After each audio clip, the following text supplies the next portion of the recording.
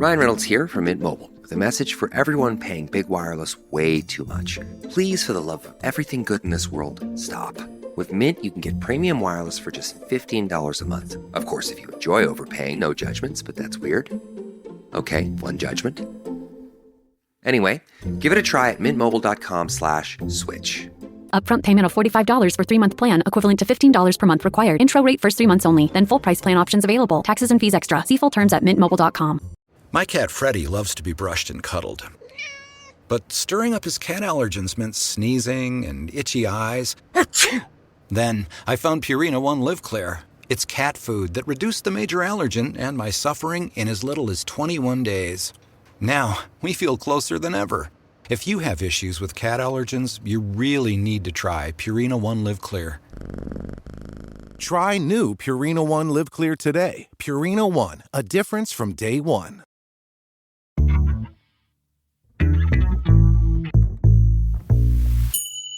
Women are so picky. We're gold diggers who want to marry up and would never deign to marry someone less educated than us. If you're on the internet, or just a human being alive today, you've heard something along the lines of this narrative. College-educated women refuse to date down, and it's creating a crisis of marriagelessness. There's just one problem with this narrative.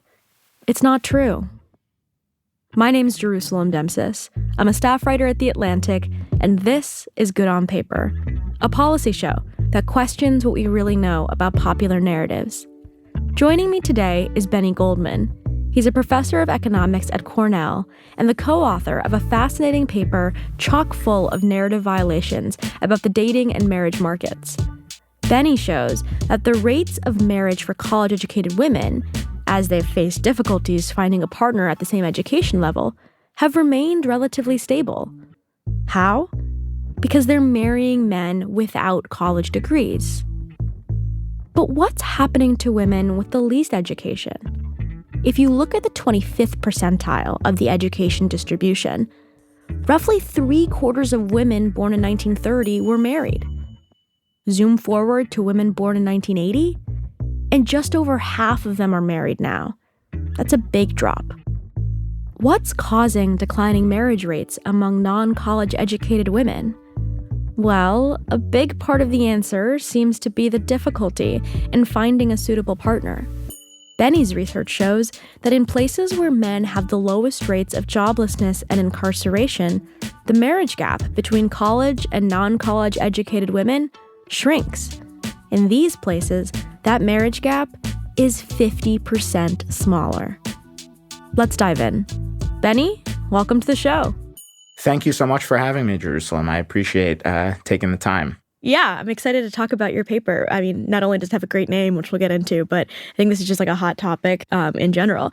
So let's start extremely broad and in a place where I'm sure you can give us definitive answers. What do people look for in a partner? Let's put aside like the spark or whatever. When you look at marriage markets from an economist lens, what variables explain which people end up together? Great. So I think the first thing I'd say here is definitely don't turn to economists for dating advice. Yeah. But I think the economics view on marriage and couples, it's nothing you need a fancy degree to understand. I think in many ways it will be intuitive to most folks, right? So you can think about gains from scale. So just something like rent or housing. It's certainly not twice as expensive to get a home, for two people as it is for one person. You don't need twice the size. You can think about housework. You can think about cooking and preparing meals. So I think there's gains to scale from being in a couple. There's also, I think, an important insurance element, right? So if someone falls on hard times, if your partner or spouse loses work or has a decline in their income, the other partner can help them kind of shelter or smooth over that period. And finally, as I think many folks, including Melissa Carney and others, have documented, there's benefits to raising a child in a two-parent household where you can split up some of the work. Of course, historically, much of that has fallen on women and remains a big issue for gender equality in the labor market, but certainly seems much, much easier to raise a kid with two people rather than one. So, I mean, I think that's why a lot of people want to get married. But I think one thing that I find interesting is just how deterministic it feels who you end up with. I mean, this is something you find in your paper too. But there are certain characteristics that make you more likely to end up with someone, right? Absolutely. So in econ parlance, this is what, going back to Becker, one would call assortative mating. And at first it was a puzzle. So you can think about this along many dimensions. You can think about income, you could think about education, you could even think about race. And it is, in some sense, a theoretical puzzle. For instance, would we expect folks to partner with individuals at the same level of income?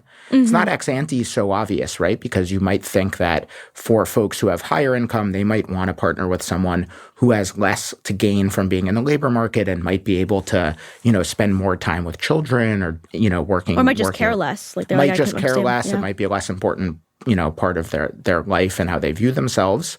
But I think in practice, time and time again, when one goes to the data, you really see what we would call positive assortative matching, which is people tend to match with likes, So educated folks tend to be married to other educated folks. Higher earning folks tend to be married to other higher earning folks. And I think in addition to just marriage rates overall, this notion of who matches with whom is an important feature for the landscape of inequality in the U.S., both within and across generations, right? If kind of all the haves, if you will, are matching up with each other, from the perspective of kids, you're in a situation where either you have kind of two parents who are both high income, and so you're growing up in a really well-resourced environment, or you end up with two lower income parents or even one parent, right? And so you can see how these matches could end up propagating, inequality across generations in this way.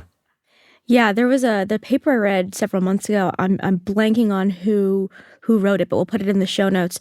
That showed that the collective influence of partner selection on household income inequality led to a 3-point increase in the Gini coefficient, which is like a pretty significant impact on inequality. Because if you see increased numbers of rich people marrying rich people, and that you don't see rich people marrying middle income people or marrying poor people, then you don't see that kind of income inequality declining over time. You don't see kind of like that wealth spreading around. I had no idea that it was such a big impact, though. Of course, and I think who knows, 3%, that might be hard to get some intuition on. But another way to come at that same problem is to ask, well, how has inequality changed in the U.S., in the past 40 or 50 years in terms of the Gini coefficient? And I think when you take that frame, there's a lot of folks working on this question of what percentage of the rise in overall inequality in the U.S. can be attributed to the fact that people tend to match with likes, or people are increasingly matching with likes over time. And do you happen to know how that's changed? I think the estimates vary a lot. So one challenge conceptually in this space is the fact that often, if you have a very high income spouse, especially, as is more common for women, you'll drop out or retreat from the labor force after the birth of a child. That makes it difficult to measure kind of total household potential income, if you will, because you might see kind of a lower level of income that reflects choices in a sense. And it's important to think about that in computing the overall, accounting in terms of how much of this type of matching contributes to inequality. Yeah. So I've held like a pretty unpopular opinion for a while that dating apps are net positive. And part of why I believed that is like theoretically I was like, they expand the dating pool significantly, and it means that you're more likely to run into more people. It's not just, do you go to the same church or synagogue as me? It's or your dad and my dad are friends. And a few pieces of evidence bolstered my opinion that dating apps were increasing partnerships across unexpected lines. So in 1967, roughly 3% of newlyweds were in interracial marriages. That's 17% in 2015. The census says that in 2022, 19% of married opposite-sex couples were interracial. Similarly, you have another story with interfaith marriages. 81% of couples married before 1960 were to someone of the same religion. And in 2010 to 2014, that was down to 61%. And to me, these trends kind of felt like a proxy for people being willing to date those who were different than them. Whether that meant considering someone of different race or national origin or religion. But it seems like this was like missing something important about how dating was facilitating dating apps, and also just how dating is changing in general, was facilitating matching on other metrics more easily. So can you tell us about that? Like, why do you think there's this divergence between what you measure, which is mostly kind of class markers, versus these other markers? Yeah, absolutely. I think one kind of caveat to have in mind when thinking about trends in those interracial marriage statistics is how the population of mixed race individuals is evolving over time, right? So the U.S. is becoming more diverse. In some sense, you would expect an increase in interracial marriage just because there's now more people. It's harder in some sense. If you take it from the perspective of white Americans, it's more difficult to marry someone who's exclusively white these days because it's just a smaller share of the overall population. And so I think there's some nuance there in terms of how much of that is kind of a true change in people's attitudes versus just a constraint in terms of who's around. And in many ways, I think it varies by the particular pairing you're looking at. So for instance, there's been substantial increases in white-black interracial marriage in the U.S., but the overall rate, remains persistently pretty low. So I think something like age 35, it would be about only 3% of Black Americans are married to a white spouse, which is still pretty low relative to the size of the Black and white populations in the U.S. In terms of dating apps themselves, I think the jury is still out. As you mentioned, a lot of these trends in interracial pairings are long-running trends. And to the extent they were, sharply increased around the time that dating apps got introduced, I think is still an open question. One reason, I might be a little skeptical of the fact that dating apps have generated a substantial increase in kind of marrying across types, if you will, is that geography actually plays a really important role in who you see on the app. And we just have a ton of segregation geographically. So one anecdotal story about this I like to tell is I recently was living in Cambridge, Massachusetts, which is just about 1.5 miles away from Boston, which is right across the Charles River. And many of my friends would say, I don't go on dates in Boston. It's simply not worth it. The marginal date is just not good enough to justify it, right? Yeah. So in practice, if you're dating only amongst the pool of Cambridge residents where Harvard and MIT are located, you're going to draw from an extremely educated pool of folks who are likely to be similar to you in many dimensions. So I'm deeply interested in that question of what the dynamics introduced by dating apps have done to some of these matching patterns, but I'm not sure we have the answer quite yet. Well, this is I could have this whole conversation with you just about dating apps, but I want to get to your paper. And before we get into the details, I want to pull out a statistic that you cite. Among women born in 1930, roughly 78 to 79% were married by age 45, regardless of education. Can you trace us through the past 100 years or so? What has changed over that time period with respect to marriage rates? Absolutely. So I should say the reason we're doing this at age 45 here is because part of what's gone on in the past 100 years is increasing age at marriage, especially for folks with more education. And so when we look at the data over that period, what we see is that the entire decline in marriage rates in the U.S., and I should be clear, this is a well-documented fact that doesn't just come from our paper, is concentrated among Americans without a four-year college degree. So in particular, if we were to focus on women and ask what has happened to marriage rates for college-educated women at age 45, they've declined slightly from about 78% to about 71%. But for non-college women, there's been this huge and steep decline from about 79% to now just about 52%. And so when one asks about what has happened to family and marriage in the U.S., it's really important to kind of have this class lens, since the decline itself is really focused on Americans without college degrees. And one of my initial questions when I first read your paper was, is this just being made up for in cohabitation without getting married? And you look into that. So what do you find? Yeah, that's a great question. Some have this intuition that instead of being married, folks are now more likely to be in these kind of committed long-term but unmarried partnerships. I think that's actually true in other places, especially in Europe, but less true in the U.S. So if we were to include the folks who are in these cohabiting arrangements in these statistics, you would effectively find the same pattern where things have been very stable for college-educated women in the U.S. and declining for women without four-year degrees. So I think a lot of people have been hearing this discourse, not just from your paper, but books like Brad Wilcox's Get Married, Melissa Kearney's research, which you referenced earlier. And a lot of people just ask, why do you care? Why are economists so obsessed with this topic? Why does it matter that a lot of men and women aren't marrying? What are the tangible consequences for individuals, children, or communities when marriage rates drop? And why do we think that's causal? Absolutely. So why do we care? I think bucketing the causal element of this for now, one can just come back to this discussion about the role that marriage and matching plays in overall levels of inequality in the U.S., right?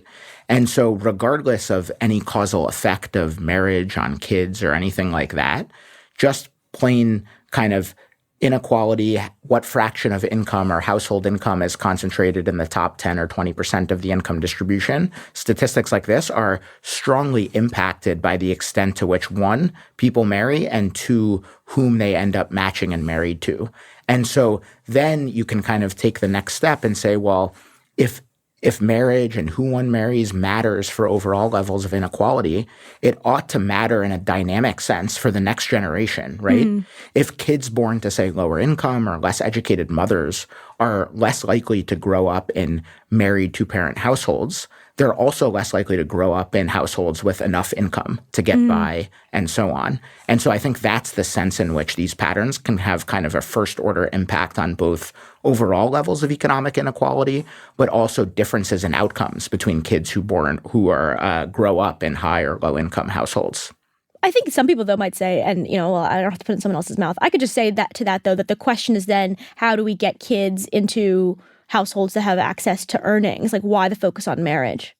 I think that's absolutely right. So I think there's much we still have to learn about how important is the second person and marriage itself as an institution versus, you rightly point out, these overall levels of resources.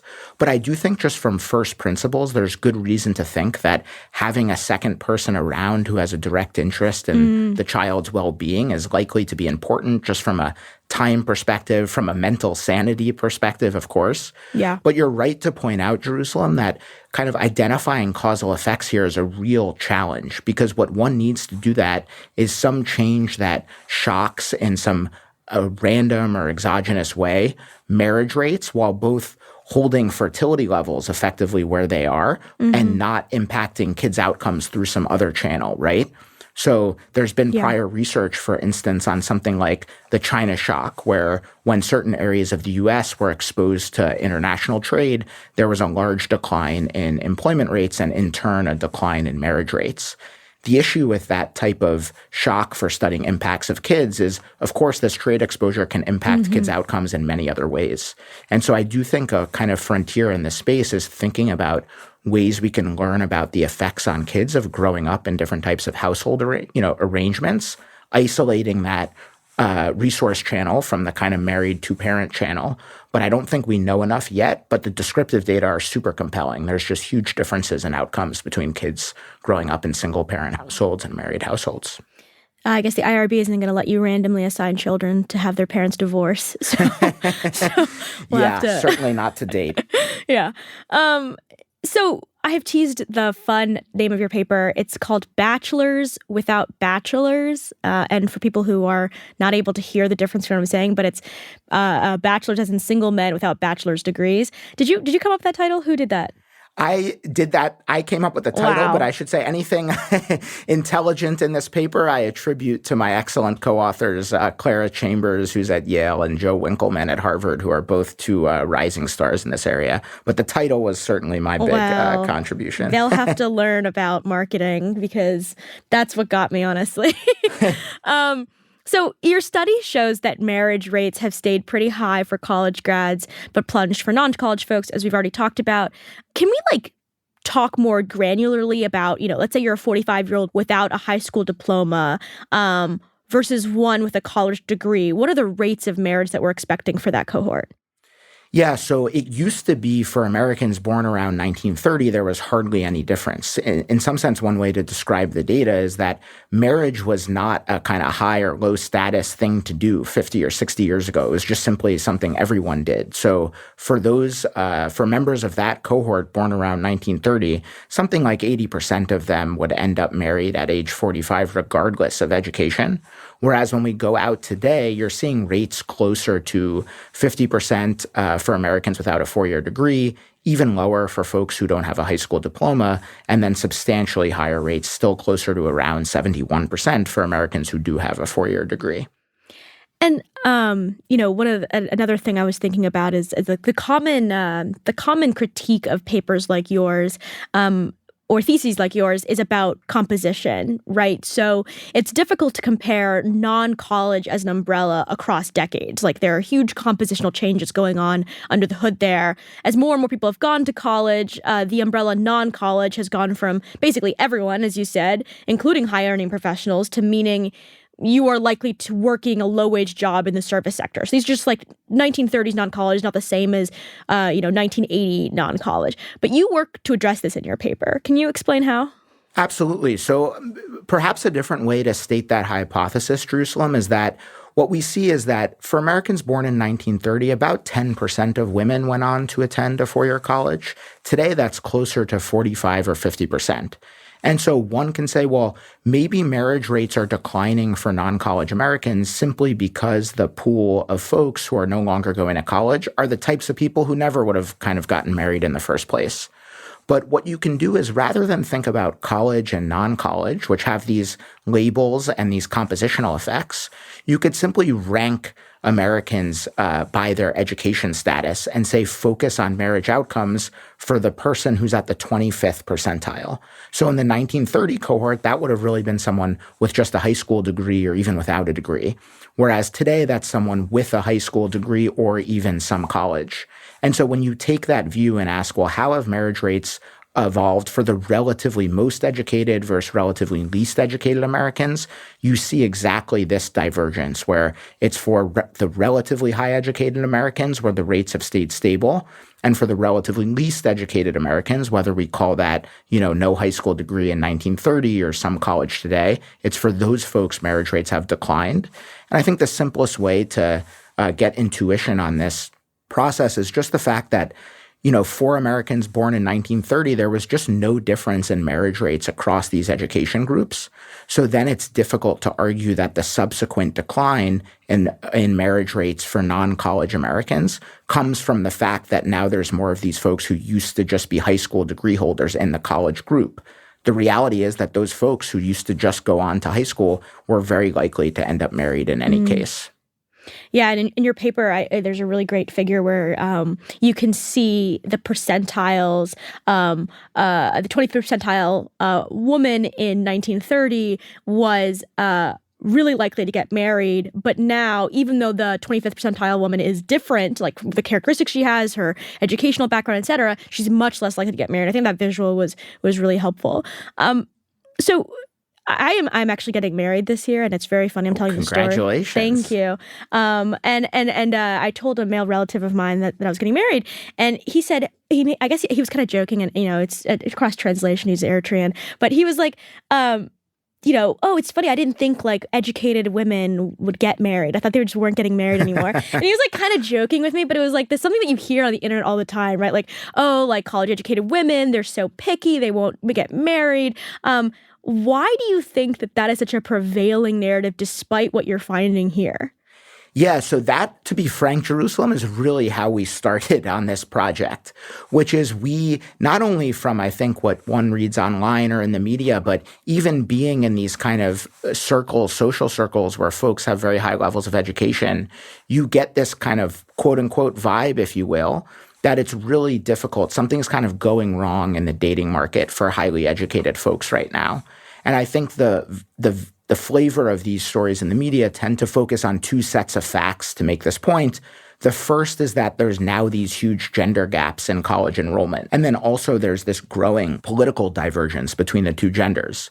So the story goes, for left-leaning educated women, it's really difficult to find a partner simply because there is not enough educated left-leaning men around. Mm-hmm. And, when we were seeing this story, talking to folks about these trends, it gave us a substantial amount of pause because we know, this fact that it's precisely the most educated Americans for whom marriage rates have remained stable over this period. Yeah. And I mean, I want to repeat what you said earlier, that your paper and your research only goes up to people born in 1985. Did you look at anything for cohorts younger? I know that you can't have age married at 45. They're not old enough yet. But are you seeing, or were you able to see if these trends persist or are likely to persist, or if things are maybe even getting worse and accelerating? Absolutely. So one thing we're able to do there is effectively forecast marriage rates at age 45 using data on relationship status earlier in life. So whether someone has a long-term cohabiting partner at age 30, whether they're already married at 30 is of course quite predictive of whether they're also likely to be married at 45. And doing that, one can effectively carry these results out through Americans born in 1995. And what you'd see is that these gaps are expected to continue widening. So things continue to look very stable for Americans, for women with more education. And you see a continued decline in marriage rates for Americans without a four-year college degree, such that by the time we get out to the 1995 birth cohort, fewer than 1 in 2 non-college women in that cohort are expected to be married at age 45. And that will be the first time in this time series where marriage rates for that group have dropped below 50%. Wow. You mentioned the finding that there are way more women on college campuses than men on campuses. But you are also saying that the rate of marriage for college-educated women is pretty stable. So who are those women marrying? Absolutely.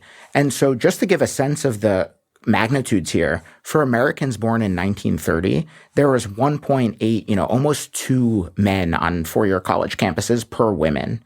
And by the time we get out to the 1980 cohort, this has dipped below 1.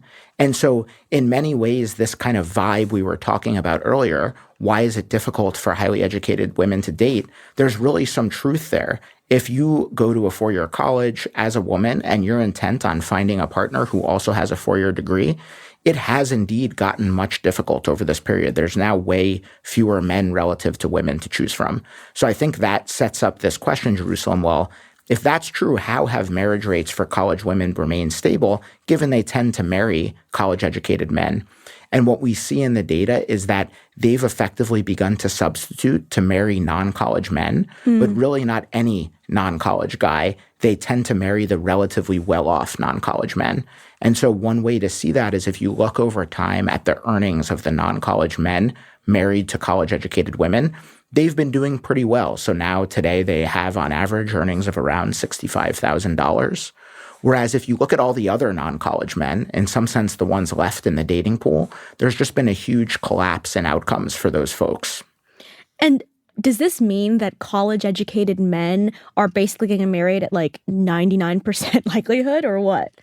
Yeah, so in some sense, this would lead one to believe college-educated men have it very good, right? Because they're in really high demand. I think their marriage rates are not quite at 100%. It's hard to ever get up that high just because you have divorce and other factors here, but they are indeed really high. So we're talking about rates upwards of 70% still, so very similar to how it looked for Americans born in the 1930 cohort. Well, then why is it so stable for them if they're in such high demand? Is there just a stable amount of men who either don't want to get married or are quote-unquote unmarriageable for various other reasons?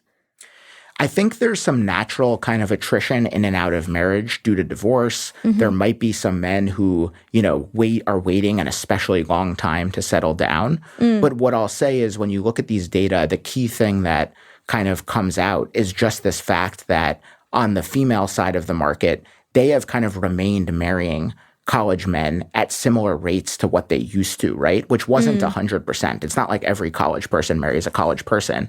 It's really that the college matches have been relatively stable. But what's happened is that in response to the growing shortage of college men, these kind of marginal matches are between college-educated women and non-college men. And one way to see that is just to ask, for Americans born in 1930, what are the odds you end up in a marriage where the wife has a four-year degree and the husband does not? This used to be a type of couple that effectively did not exist. So for Americans born in 1930, that was just 2% of folks. By the time we get out to the 1980 birth cohort, closer to 10% of Americans are going to end up in marriages where the woman has a four-year degree and the husband does not. If one were just to extrapolate those trends to around kids born today, we're going to expect something like a third of all marriages in the U.S. to be this kind of new type of couple that didn't used to exist. After the break, one economist's point of view on what makes men marriageable.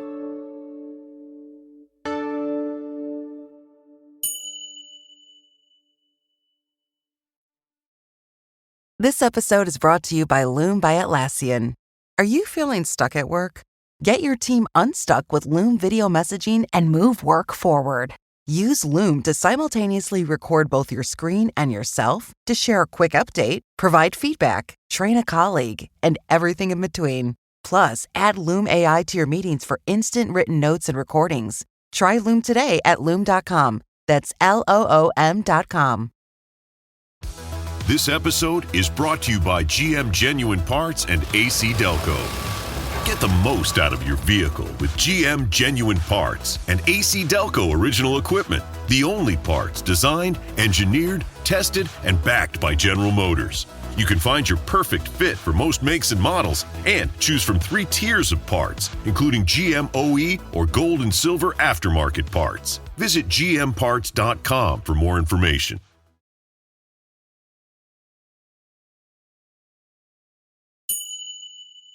There's like an implication when you say the kind of difference between a college-educated woman and a non-college-educated woman, that matchup that the woman is maybe earning more money or is in a different class bracket than a non-college-educated man. But one thing that a lot of researchers have pointed out is that there are employment industries, that there are industries that are predominantly made up of men that lead to higher income opportunities than for women, which are highly professionalized. So for instance, if you have like a teacher who's married to, let's say a tradesman who are maybe making similar salaries, or maybe the tradesman is actually making more than his teacher spouse, but like, is it really indicating a class difference, or is it just that there are a lot of feminized industries and workplaces that require college degrees at rates higher than for men? So that could certainly be true, Jerusalem. What I'll say, though, is that it is still true in the 1930 cohort, 10% of women got a 4-year degree. And it was pretty rare at that time. The number of marriages between college women and non-college men was quite low, in part because there was just not as many college women to go around. But I think you're right. This notion of class is relatively loose, and it doesn't seem so foreign to think of a marriage, say, between a nurse and someone who might own, a local landscaping business. Mm-hmm. What I will say is, why, if that feels familiar, why do we think these trends are important? I think it's useful to think about the implication of this for the marriage prospects of non-college women. And so one way to come at this is with a very crude kind of economist definition of marriageable. Mm-hmm. So don't try this at home. But one can ask, for the non-college men, let's say you have to meet 2 criteria to be quote unquote marriageable. One is that your earnings need to be above the national median. So for much of this period, this would mean something like earning above $30,000 per year. So nothing crazy, but a relatively, stable, well-paying job. And of course, you can't already be married to a college-educated woman. And if one takes that view, if you go back to the 1930 birth cohort, roughly 70% of non-college men in that cohort were quote-unquote marriageable, according to this view. Whereas when we go out to the 1980 cohort, this has dropped remarkably. It's now much closer to 35% of non-college men fit the bill today. Wow. And that's both because earnings have declined for this group of men, but also college women are now marrying the kind of HVAC technician, person who owns the local electrician business, and so on. And that's kind of eaten into the pool of relatively well-earning non-college men. And so this trend has had really, I think, important implications for the marriage prospects of Americans without college degrees. So let's talk about the men who are left out. Your paper documents that many men without college degrees, especially those with lower incomes, are ending up unmarried, as we've discussed. What are the main factors holding these men back from marriage? I ask this because is it just a question of relative status? Is it their earnings, cultural attitudes, or is there something else that's going on here? I think that's the right question to ask, because I think the way in which we're having this discussion can give the impression where it's kind of the non-college women making the decision and choosing not to be married to the non-college men anymore. But in practice, of course, it's a joint decision. And these broad trends don't tell you really which side of the market is driving the decline in marriage rates between non-college Americans. And so I think it is important, exactly as you say, Jerusalem, to think about what is going on with this pool of men. What I'll say is that we're really using earnings here as an aggregate or summary to describe what's happened to these folks. So at age 45, if you look at the pool of non-college men who are not married to college women, they used to earn in the 1930 cohort about $56,000 per year on average. Now they earn about $46,000 per year on average for the 1980 cohort.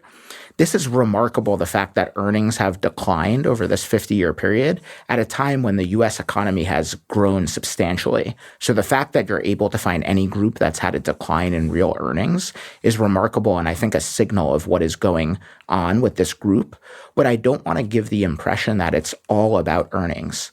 So I think Richard Reeves and other folks in this space have done a good job to document some of the trouble with working class men in recent years and decades.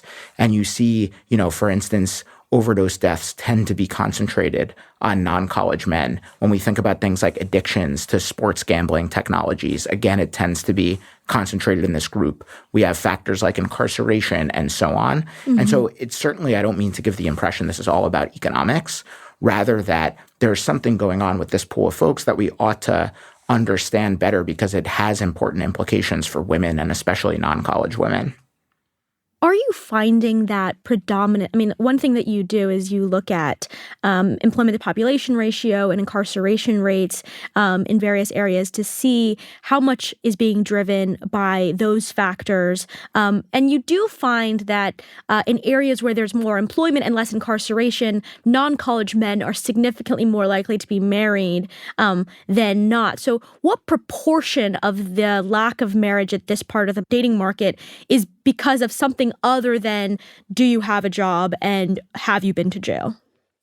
Yeah, absolutely. So I think thus far we've focused on these patterns over time, right? And what you see in the data is that in a period where non-college men, where one, men are going to college at lower rates than women, and two, non-college men have been struggling economically, that's been characterized by a period in which marriage rates have been relatively stable for college women and declined sharply for non-college women. But one can ask that same question in present data, but instead of looking over time, look across areas in the U.S. And what you see when you do that is exactly the fact you mentioned, Jerusalem, where if we zoom in on the areas where non-college men have the lowest employment ratios, you see those are precisely the parts of the U.S. that have just these massive gaps in marriage rates between college and non-college women. And instead, when we go to kind of the areas where almost all of the non-college men are working, you see those gaps are substantially smaller. In some sense, those areas, which often are concentrated, for instance, in the Upper Plains states, suburban Minneapolis is one example, those areas kind of look like marriage outcomes looked like in the U.S., 40 years ago, in a sense, where there was not a ton of education polarization in marriage. You asked about, is this about employment or incarceration? I think it's really hard to tease these different measures apart because they tend to move together, right? Mm-hmm. The areas where non-college men are not working are also the areas where many of them fail to graduate from high school. A higher share of them might end up incarcerated. Mm-hmm. There might be issues around even early life mortality. And so it's difficult to diagnose, is it about earnings? Is it about incarceration and so on? It's more of this broad pattern, which is where in the U.S. are the areas where these education gaps in marriage for women are the largest, and they are really concentrated in the subset of places where men who didn't go to college are struggling. Yeah, and I was just struck by the finding that marriage rates between college and non-college women are 50% smaller in commuting zones where men have the lowest incidence of what economists refer to as left-tail outcomes, whether that's joblessness, incarceration, or something else. And I think that that's like a huge important finding for policymakers who care about this issue and want to make it increase the life outcomes for these men and also for women who are searching for a partner unable to find one who meets their needs. That there is actually a lot of policymaking that goes into whether the employment to population ratio is high and whether incarceration is high, and attacking those things is actually really within policymakers' control. This isn't just a question of do you think that we should regress to the 1950s cultural norms or not if you care about this issue. Absolutely. And I wanted to ask you about race in your paper because, I mean, we started this conversation talking about interracial marriage, and we know, of course, that race correlates with class and education. What do you find when you look at racial outcomes here? Yeah, so in terms of these geographic differences, you see a very similar pattern within each racial group, right? So what you see is for white Americans, for white women, for instance, these education disparities in marriage are concentrated in the areas where non-college white men have the lowest employment rates.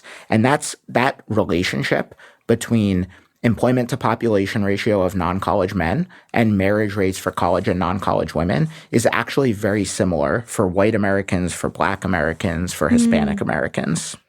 This feels like it really mirrors a lot of what's going on in our political discourse, where you see increasing racial depolarization and increasing class and education polarization. It's just remarkable to see that across so many different planes. It's not just marriage markets. It's also happening in labor markets and education markets and in political ideology. So it's not just in this one place. Do you see all these as connected?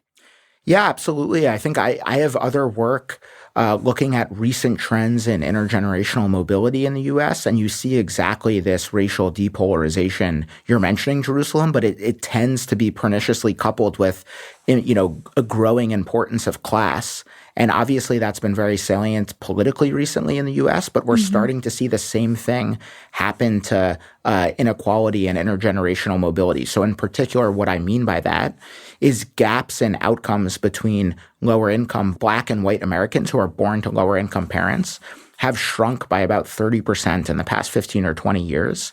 Yet the gaps in outcomes between white children born to high versus low income parents are growing over time. And so that's the sense in which class is becoming a bit more salient than race. We know it's happening politically in the U.S., but as you rightly point out, it's happening in these other domains too, and marriage is certainly not exempt.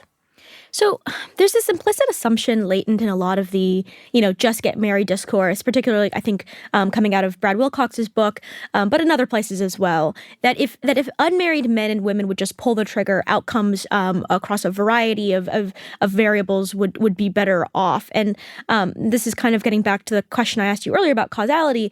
And I think this is kind of like a weird prior for people to have. I mean, I think that many people want to be married and they understand the financial benefits of marriage. And if they were able to find a partner that fit for their needs on a bunch of metrics, some of which you can measure and some of which you can't, they would do that. And that what we're seeing is actually that the people who are not getting married are, I think, likely on average making a rational choice about what would make life better for them and their families. And, I wonder how you think about this, because there is a ton of research descriptively that you've walked us through that talks about the benefits of marriage to children, to communities. But I think that's always going to be skewed towards marriage among people with college degrees, good jobs, given all we've talked about. So how do you think about this? This is the key puzzle in this space. You've completely hit the nail on the head here, which is, marriage rates, albeit what they are, in present day US. So at age 45, it would be something like 60% of Americans are married. The key question is, well, say we had some technology to put that from 60% to 70%. Would that be quote unquote good? Yeah. And I really agree with your intuition that marriage is an awfully important decision folks make in their life. And so it's a bit strange to come at it from this view of, well, folks are making a mistake. They would actually be better off, if they tried harder to be married, or if they ended up, tying the knot with someone who they have major reservations about. And I think we should be cautious when bringing that view to the data. And I think in some sense, part of what's driving that is when you do look at survey data of folks, people still say they really want to be married and it's an important thing they want to achieve in life. But when they're not doing it, I think there's serious questions we have to ask about why, and are folks able to find the right match in person? One important feature of this conversation is, I think, a discussion of people's expectations, right? It's kind of a new phenomena that they expect their partner to be this all-encompassing best friend, thought partner, physically attractive, and so on. And maybe some of this is related to social media. I'm, of course, speculating now. This is not from my own research. But I think these things matter. But it might be helpful to split this into two parts. One is why are adults not getting into these marginal marriages? Who are these people, if we did boost marriages from 60 to 7%, who are those people kind of on the edge of tying the knot? And would it be good for them personally to make that decision? And I think that's where you get into these tougher questions of, does it make sense to question people's own intuition about this important decision in their life? But there's a separate question, which is, if folks are going to have kids anyways, what is the impact on their kids of the two parents who are marginal to being married, whether or not they tie the knot? And there, I think we just need more evidence. So there's some early work looking at the introduction of unilateral divorce in the U.S. by John Gruber that suggests there might be benefits to some of these marginal marriages staying together. But there's much more we need to understand. And of course, no one wants to be in the position of recommending someone stay in a relationship with someone who might be, abusive physically or emotionally just for the benefit of the kid. I think we need to understand why people are not getting married. And then, if there are ways we can help along that margin that might be supportive both to adults and to children. Benny, this has been a great conversation. I think it's time for our last and final question, which is, what is something that you once thought was a good idea, but ended up being only good on paper? Well, Jerusalem, you'll have to let me know if this is too on the nose. Okay. We've already talked about this a bit, but I'm going to go with dating apps here. Really? And this is going to be in part hypocritical because I met my girlfriend of 2 years on a dating app. Okay, and we won't have her listen to this. Yeah, exactly. The sense in which, it's good on paper, but not in reality, is I do think it could make a lot of sense from an individual level to join a dating app, especially when many other folks are doing that.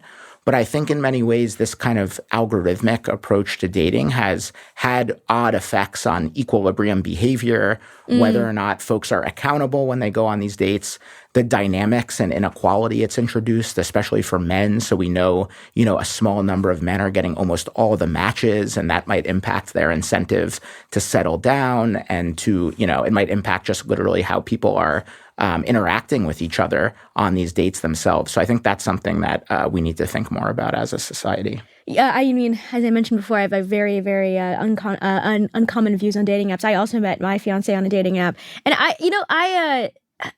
think it's hard for me to believe that it is worse to date now than it was when your only options were the people that your parents or friends introduced you to. I believe that there are some serious problems that would need to be addressed. I think you've mentioned a lot of them already. But just in terms of relative benefits, just I would never have met my partner. You know what I mean? There wasn't dating. So it's one of these where I'm I don't know, you're right. It's probably worse for some people. It's better for other people. And it's hard for me to fully disaggregate what's going on here. But it would be hard to prove to me that things have gotten worse on average.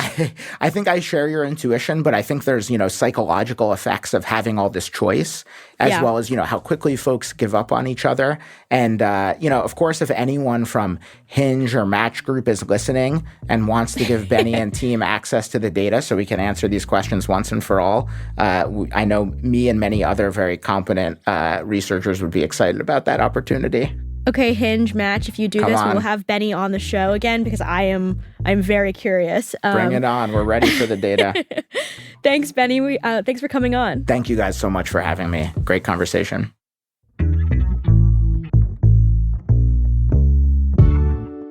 Good on Paper is produced by Rosie Hughes.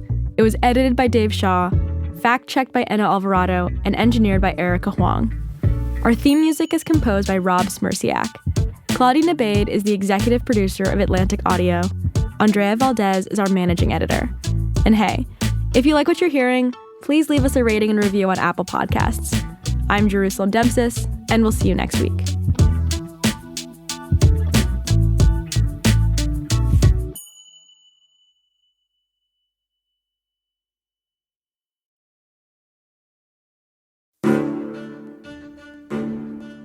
To preserve democracy, one has to believe in it. To believe in democracy, one has to understand it. Where it came from, how it works, what's true, what's not true, what others did before you, how it could be better, how to make a difference. I'm David Frum, a staff writer at The Atlantic. I'm starting a new show where each week I'll dig deep into the big questions people have about our politics and our society. I'll explain the progress that the peoples of the democratic world have made together and remind you that the American idea is worth defending.